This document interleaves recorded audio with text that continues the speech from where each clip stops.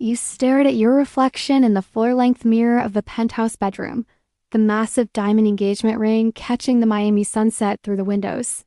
Your dark hair was styled in loose waves falling past your shoulders, makeup flawless for tonight's club appearance. Wearing the black silk dress Bad Bunny had sent over that morning with a simple note, "Wear this tonight."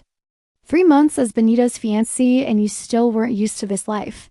The luxury penthouse overlooking the ocean, the designer clothes filling your closet, the armed guards stationed outside every door. Your life before him felt like a distant dream. Back when you were just a girl working at a beachside cafe, serving tourists, and locals alike, never imagining that one day the most dangerous man in Puerto Rico would walk in and decide you were his. Bad Bunny, or Benito as only you were allowed to call him in private, ran the most powerful organization in the Caribbean. Everyone knew his name, feared his reputation, but no one dared speak it out loud. He was untouchable, ruthless in business, cold to everyone around him. His blonde hair and face tattoos were recognizable everywhere, his presence commanding respect and terror in equal measure. But with you, he was different.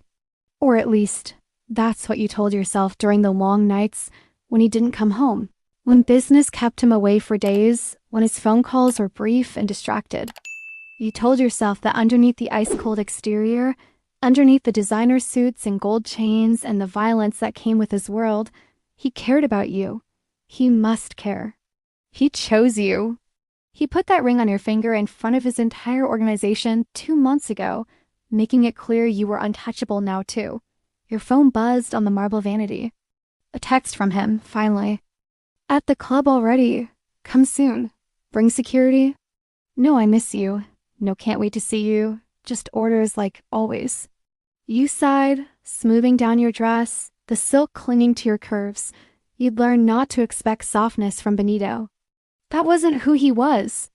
He showed his affection through protection, through the armed guards, through the unlimited credit cards, through making sure everyone in Miami knew you belonged to him. Miguel, your head of security, knocked on the door. "Ready, miss?" "The car is waiting."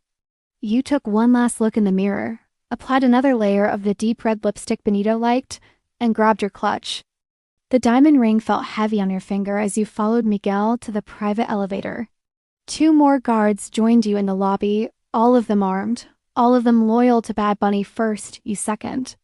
The club was in South Beach, one of the high-end places where celebrities and criminals mixed freely, where bottle service cost more than most people's rent, where the bass was so loud you could feel it in your chest. Benito owned a stake in it, of course. He had his fingers in every profitable business in the city. The SUV pulled up to the VIP entrance, and Miguel opened your door. The Miami heat hit you immediately, humid and thick even at night. The bouncer saw you and immediately stepped aside, speaking rapidly into his radio. "Miss Yen is here." Inside, the club was packed, bodies moving to the reggaeton beat, lights flashing in blues and purples.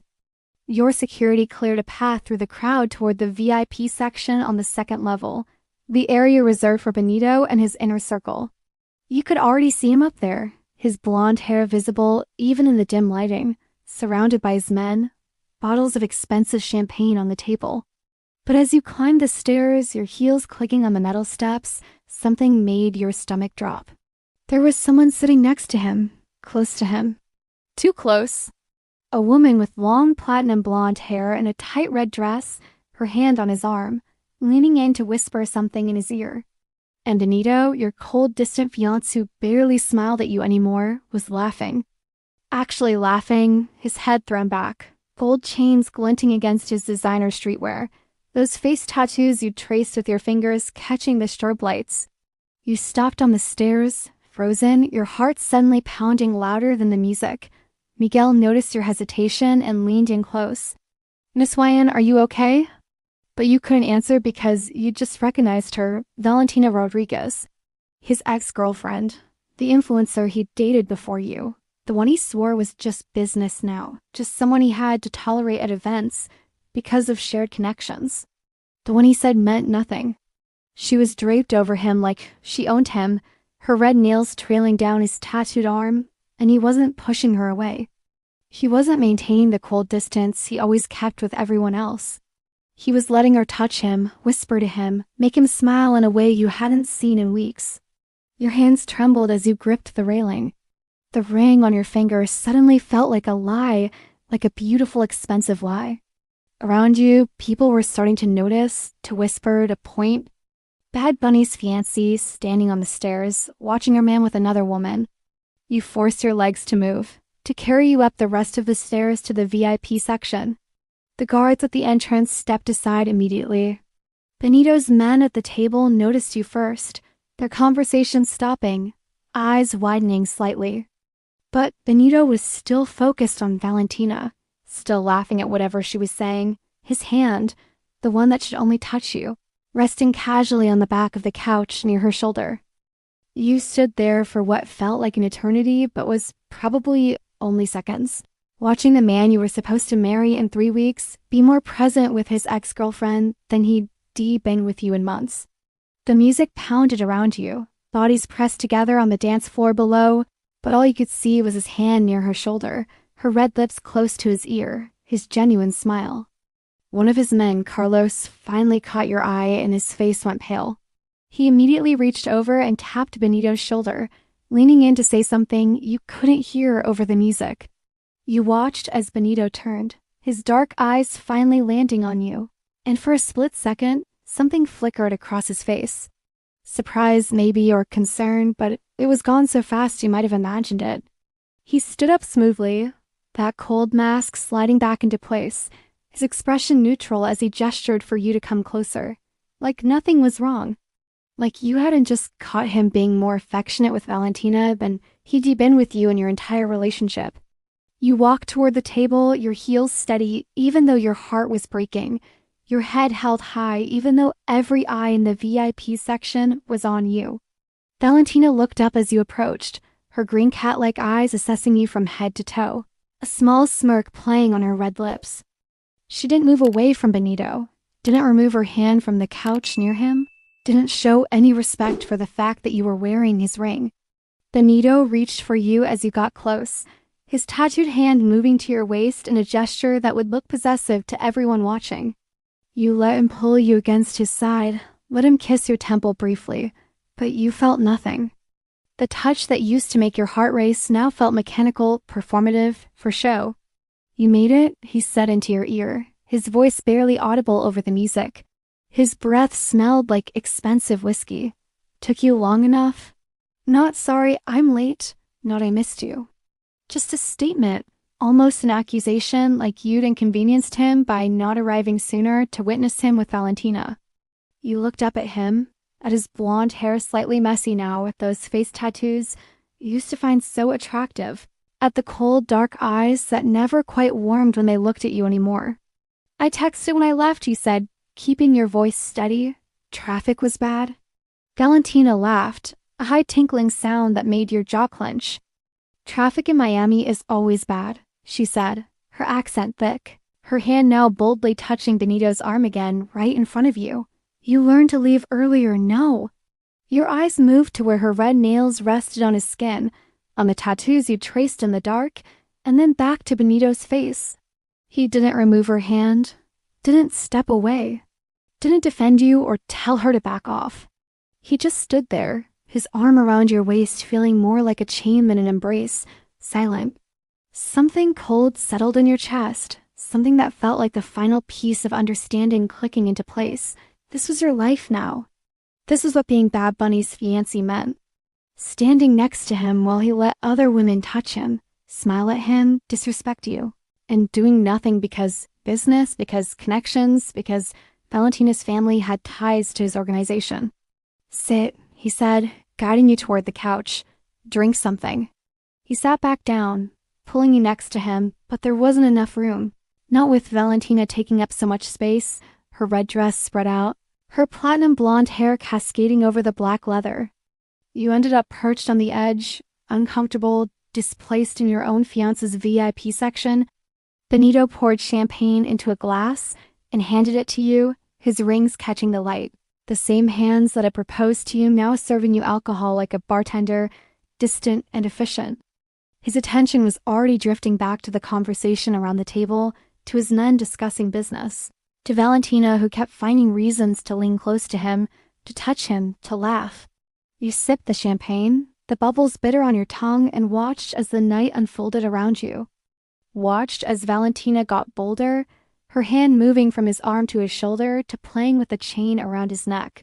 Watched as Benito allowed it, his cold demeanor cracking into smiles for her that he never gave you anymore. Watched as his men avoided your eyes, uncomfortable witnesses to your humiliation. The club spun around you, beautiful people dancing, drinking, living, while you sat frozen in your designer dress and $1 million ring, feeling more alone than you'd ever felt working double shifts at that beachside cafe. At least then you'd been lonely by yourself. This was worse.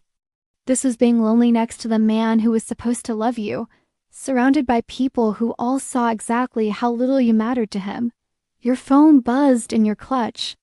Your best friend Maria, probably wondering how the night was going, if you were having fun, if Benito was being romantic. You couldn't even begin to explain this. Couldn't find words for the hollow ache spreading through your chest as you watched. Valentina whisper something in his ear and saw him actually laugh again, his head tilting toward hers. The champagne glass trembled in your hand. You set it down carefully on the table before anyone could notice, before it could shatter and make a scene. You were good at that now, at holding things together, at not making scenes, at being the perfect silent accessory to Bad Bunny's empire. But something was breaking inside you, something that had been cracking for months under the weight of his coldness, his distance, his priorities that never included you. And tonight, watching him with Valentina, seeing him more alive and present than he'd been with you in weeks, that something finally shattered completely. An hour passed like torture. You sat there, spine straight, face composed, playing the role of the perfect fiancé while your world crumbled around you. Valentina had only gotten more comfortable, more bold, her body language screaming ownership over Benito in a way that made your stomach turn. And he let her. He just let her. At one point, she leaned across him to grab her drink, her chest deliberately pressing against his arm, her platinum blonde hair falling across his shoulder. You watched his jaw tighten slightly, watched him take a long drink of his whiskey, but he didn't push her away, didn't tell her to respect boundaries, didn't acknowledge that his fiancé was sitting right there, dying inside. You need some air, you finally said, standing abruptly. The words came out steadier than you felt. Miguel was beside you immediately, but you held up your hand, alone. I need a minute alone. Benito looked up at you, his dark eyes unreadable behind the haze of alcohol and club lights. His face tattoos seemed harsher in this lighting, making him look like the dangerous stranger he'd been when you first met, not the man who'd promised to build a life with you. You okay? He asked, but it was automatic, reflexive, not really concerned. Fine, you lied, the word tasting like ash. Just hot. You walked away before he could respond, before Valentina could make another comment, before his men could witness more of your humiliation. Miguel followed at a distance, giving you space but staying close enough to protect you. That's what everyone did now. Protected you physically while letting you break emotionally. The bathroom was upstairs, away from the main club floor, designed for VIP guests with marble counters and gold fixtures and lighting that was actually flattering instead of the harsh fluorescence of regular clubs. You locked yourself in a stall and finally let your hands shake, let the trembling you'd been suppressing take over your whole body. The ring on your finger caught the light, diamonds sparkling like tiny lies. 3 months engaged. 3 months of telling yourself that Benito's coldness was just his way, that the distance was because of business stress, that the lack of affection didn't mean anything. 3 months of making excuses for why your fiancé treated you like a beautiful obligation instead of someone he chose to love. You heard the bathroom door open, heels clicking on marble, and then Valentina's voice talking to someone on the phone in rapid Spanish. Your body went rigid in the stall, praying she wouldn't notice you were there. I know, she was saying, her tone smug and satisfied. He is being so obvious tonight. She does not even notice how much he still wants me. Poor little cafe girl, she really thought she could keep someone like Benito interested. Your heart stopped. You pressed your hand over your mouth to keep from making a sound. The wedding is in 3 weeks, Valentina continued, and you could hear her applying lipstick, the cap clicking. But trust me, it will not happen. He will realize what a mistake she is before then. He always comes back to me. Always. She laughed that high tinkling laugh that had grated on your nerves all night. I give it 1 more week before he calls me. Before he admits he made a mistake getting engaged to some nobody just because she was sweet and innocent and different. Men like Benito get bored of sweet. They need someone who understands their world. Someone like me. The bathroom door opened again and another woman came in, ending Valentina's phone call. You heard them exchange pleasantries, heard the sounds of makeup being reapplied, perfume being sprayed, and then finally, they left. You stayed in that stall for another 5 minutes, breathing slowly, evenly, forcing down the scream building in your throat. Your mind was replaying every moment from tonight, every moment from the past 3 months, seeing it all through new eyes. The late nights he claimed were business. The phone calls he took in other rooms. The way he never wanted to talk about wedding plans, always changing the subject. The coldness that had started almost immediately after the engagement. When you finally emerged, your reflection in the mirror looked the same. Perfect makeup, styled hair, expensive dress, diamond ring, but your dark eyes were different now. They held something new, understanding, clarity, and underneath it all, a bone-deep exhaustion with trying to make yourself small enough, quiet enough, perfect enough for a man who was never going to choose you over his past. You pulled out your phone with steady hands and called your best friend Maria. When she answered, you could hear concern immediately in her voice. Wyan, what is wrong? Can you pick me up? You asked quietly. I need to leave. Where are you? I am coming right now. You gave her the club address and she promised 15 minutes. You ended the call and stared at yourself 1 more time. The girl looking back at you had spent 3 months being understanding, being patient, being perfect. And where had it gotten her? You walked out of that bathroom with your head high, your steps purposeful. Miguel fell into step beside you immediately. Miss Wyan, where are we going? Home, you said simply. I am leaving. You did not go back to the VIP section, did not stop to tell Benito you were going, did not give him the courtesy of an explanation when he had not given you the courtesy of respect all night. Miguel tried to protest, saying he needed to inform Bad Bunny, but you cut him off with a look that made him step back. Your job is to protect me, you said, your voice cold now, borrowed from all those months watching Benito. Right now I need protection from staying here. So either you drive me home or you stay here. Choose. Miguel hesitated only a second before nodding and speaking into his radio. Get the car. We are leaving now. You walked through that club like you were leaving a grave, not a party. People stared, but you did not care anymore. The music that had felt suffocating before now felt distant, unimportant. The beautiful people dancing, drinking, laughing meant nothing. Outside, Maria was already pulling up in her beat-up Honda, her curly black hair in a messy bun, still wearing scrubs from her nursing shift. Warm brown eyes wide with worry when she saw your face. She jumped out and ran to you, pulling you into a hug that finally broke through your composure. What happened? She whispered, and you felt the first tear slide down your cheek, ruining your perfect makeup. Everything, you said against her shoulder. Everything happened. Maria drove you back to the penthouse in silence, her hand reaching over occasionally to squeeze yours, her warm brown eyes flicking to you with concern every few minutes. She did not ask questions, did not push, just stayed present while you stared out the window at Miami passing by in blurs of neon and darkness. When you reached the building, the doorman's eyes widened seeing you return so early, seeing your tear-stained face, but he wisely said nothing. The elevator ride up to the penthouse felt longer than usual, each floor a countdown to the decision you knew you had to make. Inside, the space felt different now. The luxury that had once amazed you now felt like a gilded cage. The ocean view through floor-to-ceiling windows, the designer furniture, the art on the walls worth more than most people's houses, all of it belonged to Benito's world, not yours.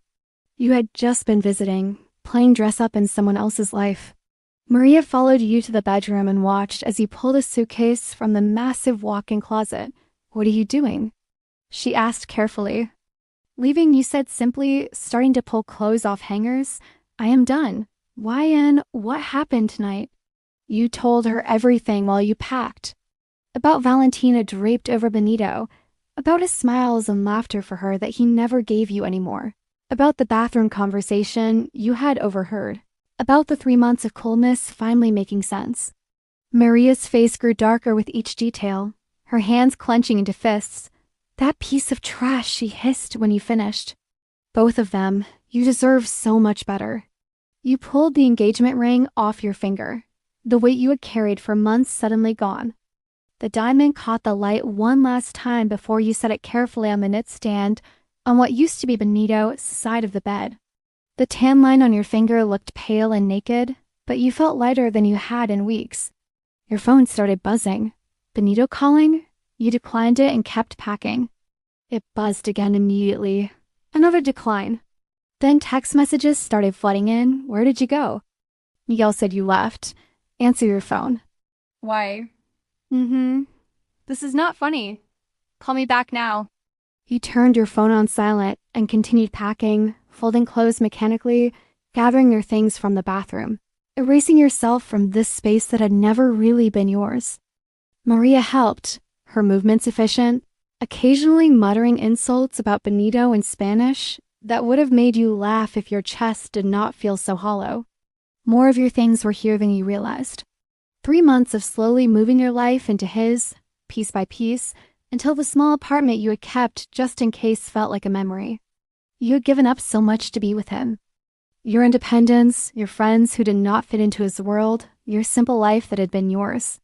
The front door slammed open downstairs, and you heard heavy footsteps, multiple people, voices speaking rapidly. Benito was home.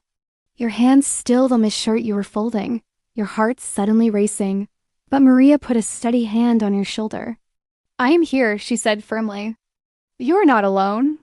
The bedroom door flew open, and there he stood, Bad Bunny, the most dangerous man in Puerto Rico. His blonde hair messy now, face tattoos stark in the bedroom lighting, his designer streetwear rumpled, gold chains askew. His dark eyes were wild, unfocused, and you could smell the whiskey on him from across the room. "What the hell are you doing?" he demanded, his accent thicker when he was drunk and angry. "Why did you leave? Why are you packing?" You kept folding the shirt, not looking at him, your voice steady. "I am leaving, Benito. We are done." "Done?" He laughed, but it sounded wrong, almost manic. "You cannot be done. We are getting married in 3 weeks. You cannot just decide we are done." You finally looked up at him, really looked at him, and saw a stranger. The man who had walked into your cafe and swept you into this life felt like a different person from the one standing in front of you now. "Watch me," you said quietly. He moved further into the room, his presence filling the space like it always did, commanding and overwhelming. His men hovered in the doorway behind him, Carlos and 2 others, looking uncomfortable. "Is this because of the club?" "Because I was talking to Valentina." You were not talking to her, you said, your hands still working, still packing. She was all over you. You were laughing with her, touching her, letting her disrespect me in front of everyone. And you did nothing. "It is business," he said, running his tattooed hand through his blonde hair in frustration. "Her family has connections I need. I have to maintain relationships." "Relationships," you repeated, the word bitter. "Is that what you call letting another woman drape herself all over you while your fiancé watches? Is that what you call smiling at her in ways you have not smiled at me in months?" "You are overreacting," Benito said, his voice getting that cold edge that used to make you back down. "You're being dramatic about nothing." "Nothing," you said, and laughed, the sound hollow. You felt Maria's supportive presence beside you, giving you strength. "I heard her, Benito, in the bathroom. I heard Valentina on the phone talking about how you always come back to her. About how the wedding would not happen. About how I am just some nobody cafe girl who you got bored with." His face changed then, something flickering across it that might have been guilt if he was capable of that emotion. "That is just Valentina talking nonsense," he said, but his voice was less certain now. She means nothing to me. Then why does she think she does? You asked, zipping up the suitcase. Why does she believe you will come back to her? Why does everyone at that club look at me with pity because they all know what I apparently did not? That you never got over her. That is not true, he said, moving closer, his hand reaching for you, but you stepped back. The hurt that flashed across his face would have broken you 3 months ago. Now you felt nothing. I chose you. I put this ring on your finger. You pointed at the ring sitting on the knit stand, abandoned and gleaming, and I am giving it back. Benito stared at the ring on the knit stand like it was a bomb about to explode. His jaw clenched, those face tattoos shifting with the tension in his face, his hands curling into fists at his sides. You cannot do this, he said, his voice dropping to that dangerous low tone that made his men nervous. You do not get to just leave. Watch me, you repeated, grabbing your second suitcase and starting to fill it with shoes. Maria moved to help you, her protective presence a shield between you and Benito. Who is this? Benito demanded, his dark eyes finally focusing on Maria, as if seeing her for the first time. Why is she here? This is Maria, my best friend, you said calmly, continuing to pack. The one I have told you about multiple times. The one you have never bothered to meet because you were always too busy. His expression darkened further. Everyone out, he ordered his men in the doorway. They hesitated only a moment before disappearing, their footsteps retreating down the hallway. He looked at Maria. You too. No, you said firmly before Maria could move. She stays. I want her here. Something dangerous flashed in Benito's eyes. This is between us. This is our home, our relationship. She does not belong here. Funny, he said, your voice sharp now, anger finally breaking through the numbness. Valentina does not belong in your VIP section, draped all over you either, but that did not stop tonight from happening. At least Maria actually cares about me. At least she sees me as more than an obligation. You are being crazy right now, Benito said, starting to pace, his gold chains clinking with each agitated movement. You are throwing away everything because of one night, because you got insecure about Valentina who means nothing. One night? Your voice rose despite yourself. Benito, you have been distant for months. You barely touch me. You never want to discuss the wedding. You take phone calls in other rooms. You come home late or not at all. Tonight was not one night. Tonight was just the night I finally saw the truth. What truth? He demanded, stopping in front of you, his presence overwhelming, his cologne mixing with whiskey. That I work hard? That I have responsibilities? That running an organization is not easy? The truth that you do not love me, you said, and the words hung in the air like broken glass. The truth that you never did. I was just something new, something different, something sweet and innocent that you wanted to possess for a while. But you got bored just like Valentina said you would. His hand shot out and grabbed your wrist, not hard enough to hurt, but firm enough to stop you. I do not get bored of what is mine, he said, his voice intense, his dark eyes boring into yours. You are mine. You belong to me. That ring means you belong to me. You pulled your wrist free, your dark eyes meeting his without flinching. I am not a possession, Benito. I am a person you have ignored and taken for granted for months. A person who deserves better than being second choice to your ex-girlfriend. You are not second choice, he insisted, but there was something in his voice now, something almost desperate. You are my fiancé. We are getting married. No, you said quietly. We are not. You can marry Valentina since you clearly want her more than me. Since you smile at her and laugh with her and let her touch you in ways you have not touched me in weeks. That is business, he repeated, but the excuse sounded weak even to him now. Then your business cost you your fiancé, you said, moving past him to grab toiletries from the bathroom. Maria followed, staying close, her warm brown eyes never leaving Benito in case he tried something. In the bathroom, your hands finally shook as you swept products into a bag, your toothbrush next to his. Your skincare routine spread across the counter, your robe on the hook. All evidence of the life you had tried to build here, the future you had imagined. Gone now, all of it just a beautiful lie. Benito appeared in the doorway, his tall frame blocking the exit, his blonde hair falling over his forehead.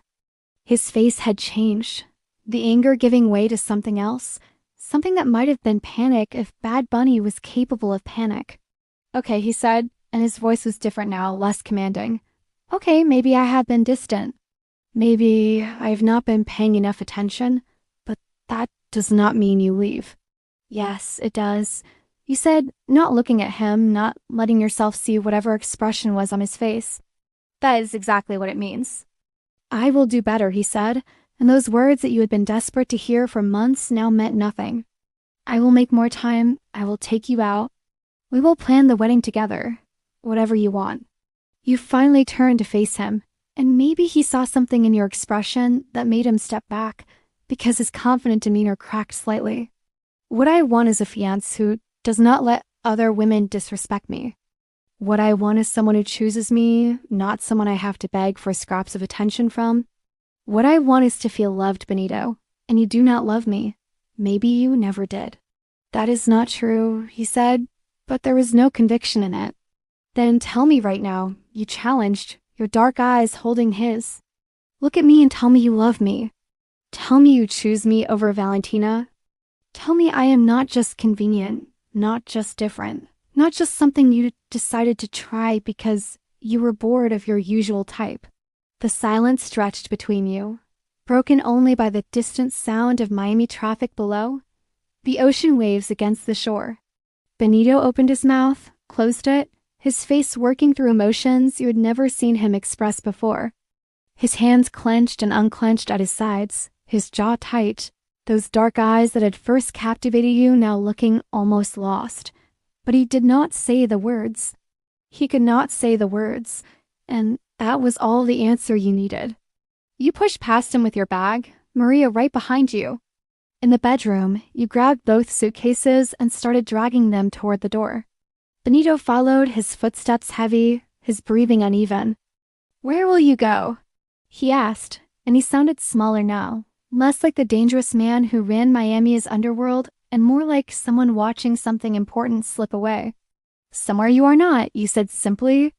"You cannot just leave," he said again, but it was desperate now. "I will not let you." You turned at the bedroom door, facing him one last time. Your dark hair had fallen from its perfect styling, your makeup smudged with tears, your expensive dress wrinkled from packing. You looked nothing like the polished fiancé who had left for the club hours ago. You looked like someone who had finally woken up. "You do not get a choice anymore," you said quietly. "I am done letting you decide everything about my life. I am done being cold and distant with. I am done competing with your past. I am done. We are done."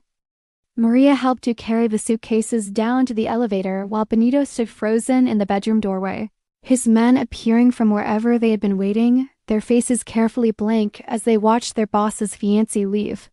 Miguel stepped forward as if to help with your bags, but you shook your head. "You work for him," you said, not unkindly. "I do not need protection from him anymore." The elevator doors closed on Benito's face, on the penthouse that had been your cage, on the life you were walking away from. Maria squeezed your hand as you descended, floor by floor, leaving it all behind. That first week was the hardest. You stayed with Maria in her small apartment, sleeping on her couch, crying into her throw pillows while she worked her nursing shifts. Your phone never stopped buzzing. Calls from Benito that you declined? Texts that went from demanding to pleading to angry and back again. "Come home. We need to talk. You're being ridiculous. Please answer me. I'm sorry. Why and please. This is stupid. Just come back and we will figure it out." You blocked his number on day 3. Then his men started showing up. Miguel at Maria's building, looking uncomfortable. Carlos at the small cafe where you had gotten your old job back, standing outside like a sentinel. Even some of Benito's associates you barely knew, appearing wherever you went, watching, waiting, reporting back. "He's having you followed," Maria said angrily one night. "This is not okay. This is not normal." "He cannot accept that something is not his anymore," you said, staring at the ceiling from the couch. He does not love me, but he cannot let go of owning me. On day 5, flowers started arriving. Massive, expensive arrangements that filled Maria's tiny apartment with the smell of roses and lily. No cards, but you knew who they were from. You gave them to Maria's neighbors, watching them carry away Benito's money in blooms. On day 8, your old boss at the beachside cafe pulled you aside. "Look, you are a good worker and I'm happy to have you back," she said carefully. "But there are dangerous-looking men asking questions about you. Men with guns. I have customers to think about." You quit that day not wanting to bring Benito's world into the lives of innocent people. Maria insisted you stay with her. That money did not matter, but you felt like a burden. Like you were dragging her down into the mess you had created by thinking you could walk away from Bad Bunny. 2 weeks after you left, you were walking back from a job interview when a familiar black SUV pulled up beside you. The window rolled down and there was Benito in the back seat, his blonde hair hidden under a baseball cap. Designer sunglasses covering his eyes despite the overcast day, but you would recognize him anywhere. His face tattoos were partially visible, his jaw tight with tension. "Get in," he said. It was not a request. "No," you said, continuing to walk. His SUV rolled slowly beside you, matching your pace. "Why in? Get in the car. We need to talk." "We have nothing to talk about." "Please," he said, and that word from his mouth was so rare it almost made you stop. "Just give me 10 minutes. 10 minutes, and if you still want nothing to do with me, I will leave you alone." "You will never leave me alone," you said, finally stopping and turning to face the SUV. "You have had me followed for 2 weeks. You sent your men to my workplace. You are doing this right now. You do not know how to let go."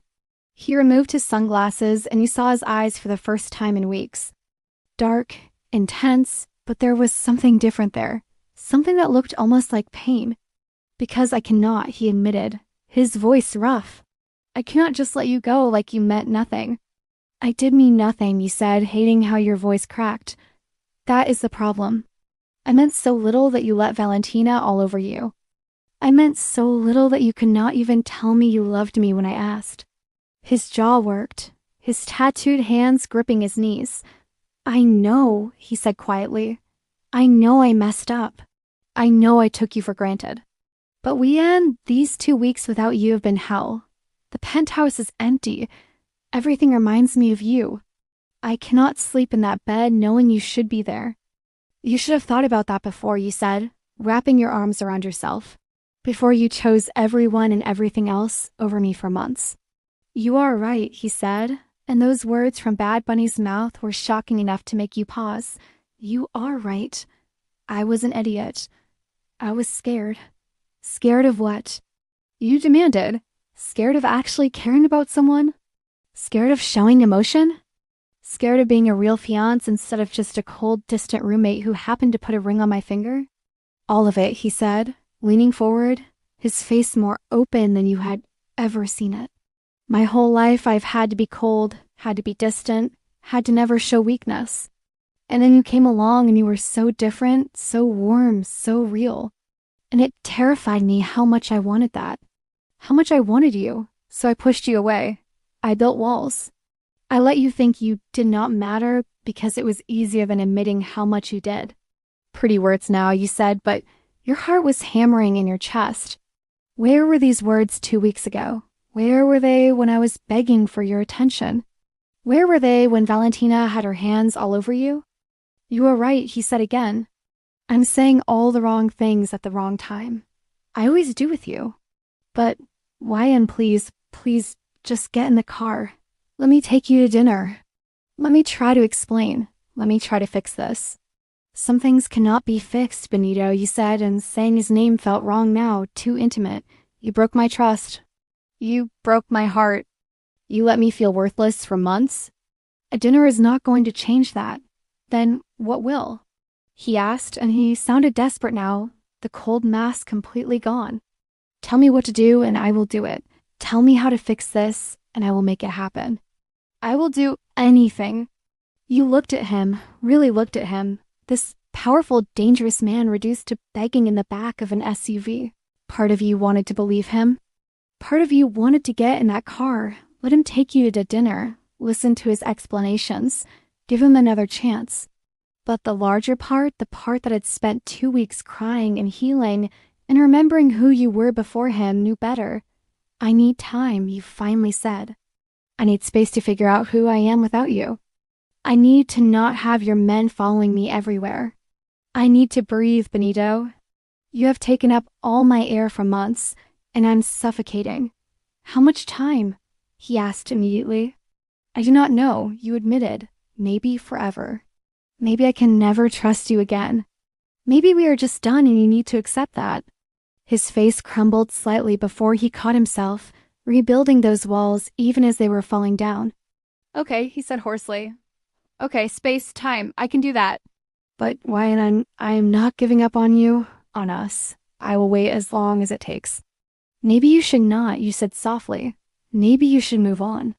Find someone who fits your world better. Someone like Valentina. I do not want Valentina, he said fiercely. I never wanted her, not really. I want you, only you. And I will prove that to you however long it takes. You stepped back from the SUV, creating distance, protecting yourself. Goodbye, Benito, you said, turning to walk away. Not goodbye, he called after you. I will see you again, Wyan. I promise you that. You did not look back. True to his word, Benito pulled back. The men following you disappeared. The flowers stopped. The texts and calls went silent. For 3 days, you felt relief. Then, on the 4th day, you felt something else. Something you did not want to name. Something that felt dangerously like missing him. You threw yourself into rebuilding your life. You found a new job at a boutique in Coral Gables, far from Benito's usual territory. You went to therapy, working through the relationship, understanding where you had lost yourself. You spent time with Maria, laughing again, remembering what it felt like to just be you. But Miami was Benito's city, and you could not escape reminders of him. His face on billboards for clubs he owned. His cars passing on the street.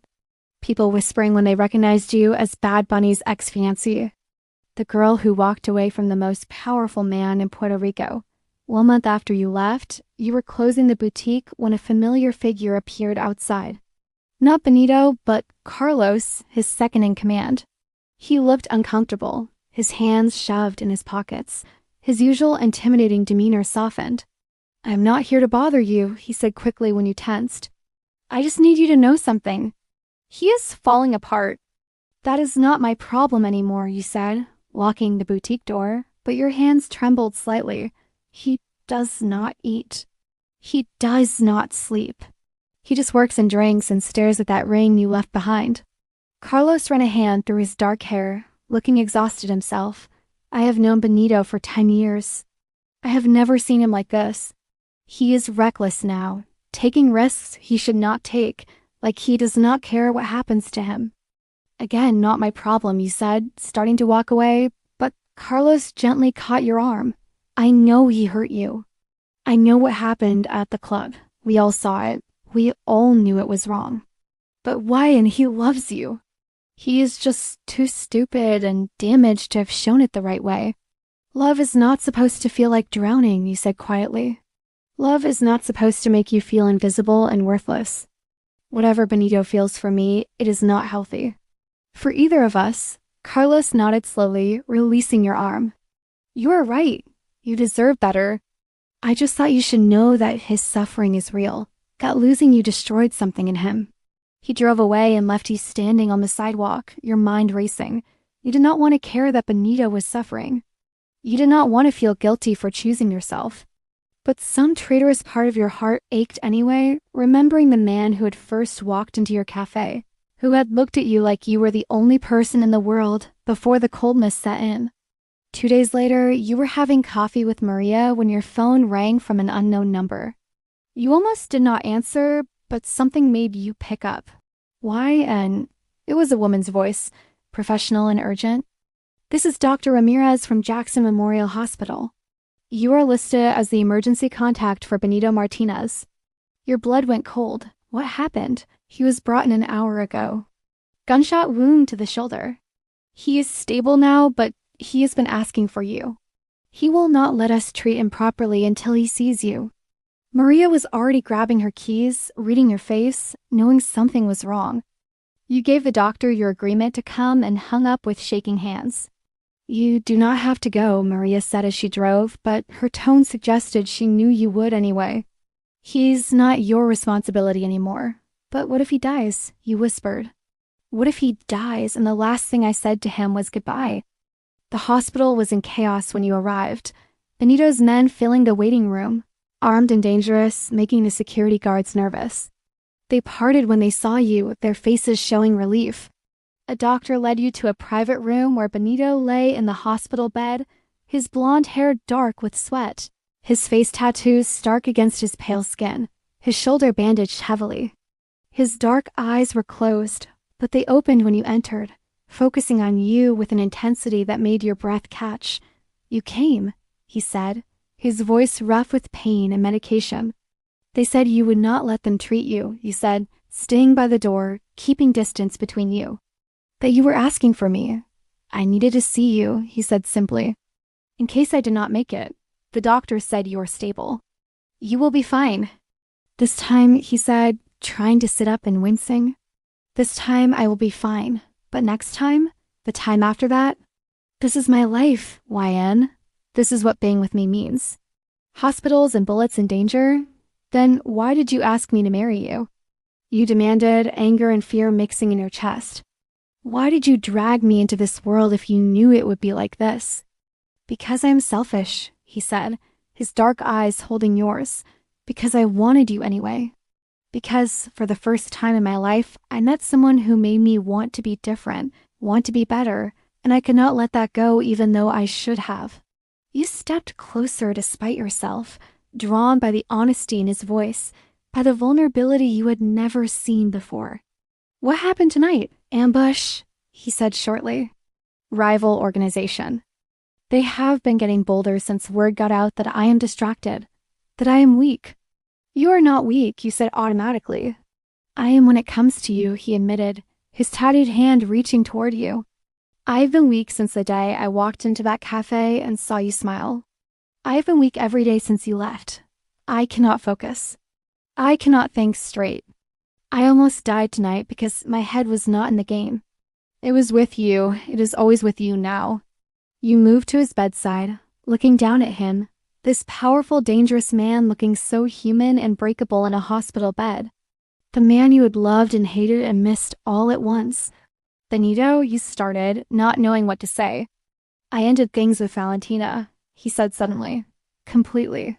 I told her and her family that any business we had was done. I do not care about the connections anymore. I do not care about maintaining relationships that hurt you. That should have been done before, he said, but your voice was softer now. I know. I know I did everything wrong. I know I hurt you in ways I cannot take back. But YN, losing you has taught me something. It taught me that being cold and distant and protected does not keep you safe. It just keeps you alone. And I do not want to be alone anymore. I want you. I choose you. I will always choose you if you give me another chance. You stood beside his hospital bed, looking at the man who had broken your heart, who was now breaking his own walls down piece by piece. His tattooed hand was still reaching for you, trembling slightly from pain or medication or fear that you would walk away again. One chance, you finally said, your voice barely above a whisper. One chance, Benito. But things have to be different, really different. Not just words, not just promises, actions, every single day. Anything, he said immediately, his dark eyes bright with hope and relief. Tell me what you need and I will give it to you. You sat carefully on the edge of his hospital bed, finally taking his hand, feeling his fingers close around yours like you were his lifeline. I need you to actually talk to me. About your work, your worries, your life. I need to feel like your partner, not your accessory. He nodded, his thumb stroking across your knuckles. Done. What else? I need you to show me you care. Not with money or gifts or protection, with time, with attention, with actually being present when you are with me. Yes, he said, pulling your hand closer, pressing it against his chest where his heart was racing. Anything else? No more Valentina, you said firmly. No more ex-girlfriends or women who think they have a claim on you. No more letting anyone disrespect me or our relationship. Ever. Never again, he promised, his voice fierce despite his weakened state. I swear to you, YN, you're the only woman I want. The only woman I have ever really wanted. Valentina was habit, was business, was easier than feeling real things. But you make me feel everything. And that terrified me so much, I almost lost you forever. You felt tears building in your eyes again, but this time they were different. This time they came from something breaking open inside your chest, something hopeful and cautious and afraid to believe. I need you to mean it this time, you said, your voice cracking. I cannot go through this again. I cannot feel invisible and worthless and second best again. It almost destroyed me, Benito. His free hand came up to cup your face, his tattooed fingers gentle against your cheek, wiping away a tear that had escaped. I am so sorry, he said, and his own eyes were suspiciously bright. I am so sorry for making you feel like anything less than everything. You are everything, YN. You are the only good thing in my whole violent, messed up life. And I will spend every day proving that to you if you let me. You leaned into his touch, closing your eyes, feeling the warmth of his palm against your skin. A touch you had missed more than you wanted to admit. A touch that felt different now, more intentional, more present. How do I know this is real? You whispered. How do I know you will not go back to being cold and distant the moment things get comfortable again? Because losing you taught me something I should have known all along, he said, his accent thick with emotion. Being vulnerable with you, letting you see me, really see me, that is not weakness. That is the only real strength I have ever had. And I will never take that for granted again. His hospital room door opened and a nurse came in, looking disapproving when she saw you on the bed with him. You need to rest, she told Benito sternly. And she should not be here this late. Visiting hours are over. She is staying, Benito said, not even looking at the nurse, his eyes fixed on you. She's my fiancé. She stays. Ex-fiancé, you corrected softly, but there was no heat in it. Not for long, he said, a small smile playing on his lips despite the pain he must be feeling. I am getting that ring back on your finger as soon as I can get out of this bed. The nurse muttered something in Spanish about stubborn patience and left, shaking her head. You laughed softly, the sound feeling foreign after weeks of crying. Maria appeared in the doorway, her curly black hair messy, warm brown eyes cautious as she assessed the situation. You okay? She asked you, ignoring Benito entirely, her loyalty fierce and protective. I think so, you said, squeezing Benito's hand. Can you give us a few more minutes? Maria looked between you both, her expression skeptical. If he hurts you again, I do not care how dangerous he is. I will kill him myself. I would deserve it, Benito said, meeting Maria's eyes directly. Thank you for taking care of her when I could not, when I would not. Maria nodded slowly, some of the hostility leaving her face. She left, closing the door behind her, but you knew she would be right outside, standing guard in her own way. Move over, you said to Benito, and his eyes widened. I am not leaving you alone tonight. But I'm not sitting in that uncomfortable chair either. He shifted carefully, making room for you beside him in the hospital bed. You lay down next to him, your head on his uninjured shoulder, his arm coming around you, holding you close. His heart beats steady beneath your ear, his cologne mixed with antiseptic, his warmth familiar and mist. I love you, he said into your hair, the words you had needed to hear months ago finally spoken. I love you, and I am sorry it took losing you for me to say it. I am sorry I made you doubt it. I am sorry for everything. I love you too, you admitted, the truth you had been running from. That is why it hurts so much. You cannot hurt someone who does not care. And I cared too much.